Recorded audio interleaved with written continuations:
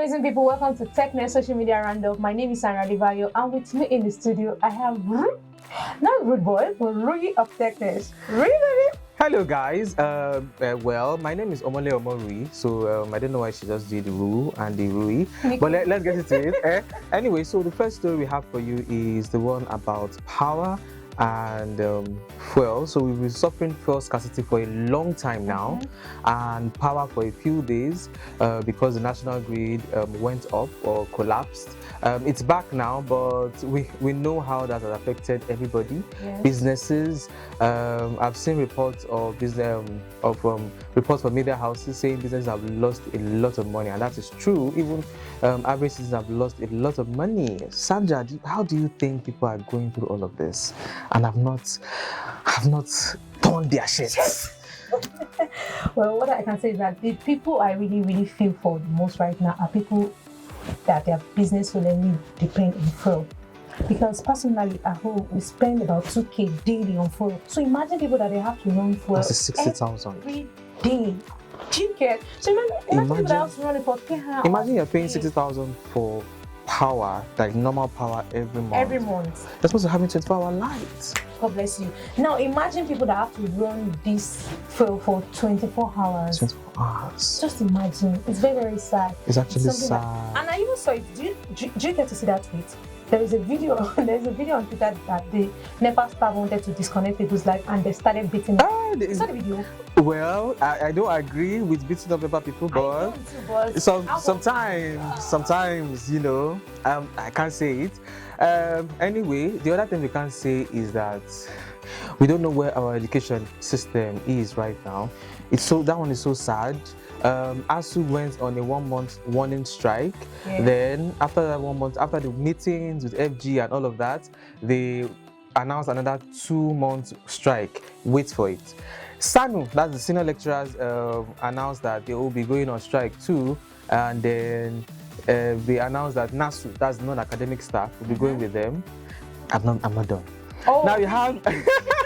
Now we have Trade Union Congress a few weeks ago, it's close to 2 weeks now, who said if the federal government does not respond to ASU in a favorable way, they are going to join ASU in solidarity. Oh, really? Wait for it. Okay. Now we have College of Education a few days ago, that's the ASU, who said that they are also going to go on strike because the federal government has not responded to their so there was an agreement signed with them, and the federal government has not met the agreement. Now, we don't know. We don't know. My problem, you see, all these things that you've actually listed now, my major problem is who's going to suffer for it? The students. Because when two elements are fighting, the curriculum on the grounds is going to suffer. Of course. Because at the end of the day, when they spend 6 to 7 years in school, in a course that normally they are meant to spend 3 years, max 4 years, they're spending 7 years. At the end of the day, companies will say, you must not be more than 24 years, exactly. 25 years for you to put in. And meanwhile, who is wasting their time? The whole system is wasting their time. Everything is just frustrating on their behalf. And the thing is that even within the school systems, you also have, I don't know, we are using curriculum of 1850s. So yeah, actually, sir, the whole system is just talking about systems. Okay. So Hush Puppy, the popular Instagram celebrity, used a computer network while in prison to get, well, he got updates, he received updates, and got scam people of over $400,000 US. Hold on, that's how much in Naira, please? How much is it in Naira? How much is that in Naira, please? 166 billion 504 million naira. The budget of a whole country. The budget of a whole country. Your net worth, my net worth, your net worth, all together. It's not even close. But if I sell this mic, which mic?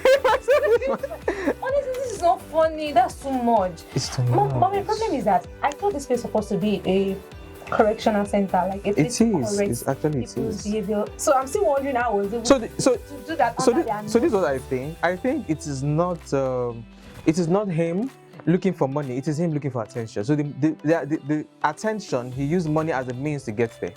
So his Oh, endpoint, how would his you say endpoint is Is not attention. looking for money. It's just like saying someone is stealing and you're saying because they are doing it. Actually, it's not the same thing. I don't agree with that Excuse example. me.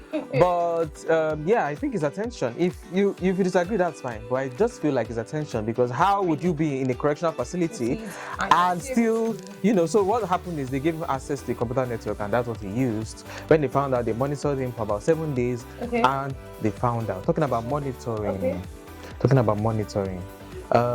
So at the inauguration, governorship inauguration of Soludo, so the wife of former governor Willie Obiano stood up from her seat and went to meet Bianca Ojukwu and slapped her face. That's She slapped her face. Are you serious? Public figures. And they were fighting about, even though because rushed the place and separated them, they were about to tear their shirts. Women supporting women.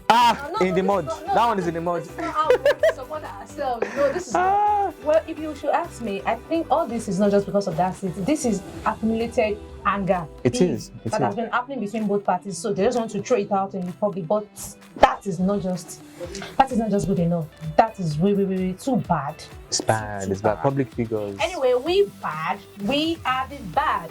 Yes, on this space.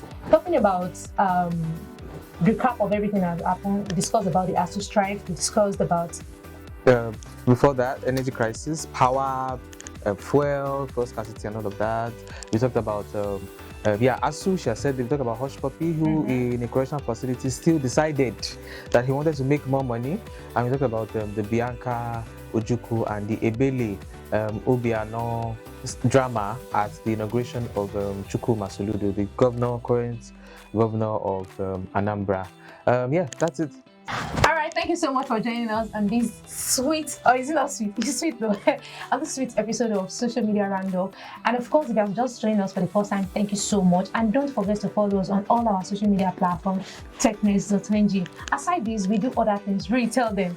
Technext.ng. Have you visited there before? If you have not, if you need anything, news, reports, analysis, opinion pieces on technology across Africa, you're going to find it there. Is it the funding? Is it a startup launching? Whatever the new feature, is it whatever it is that is technology oriented, please visit technext.ng. And of course, don't forget to follow us next week on our Twitter spaces as we will be talking about the red flag that startups should actually look out for. And this will be very interesting. We promise it is. Don't miss it on the 30th of March. Till we meet again, see you next week. We love you. Thank you so much. Bye. Bye.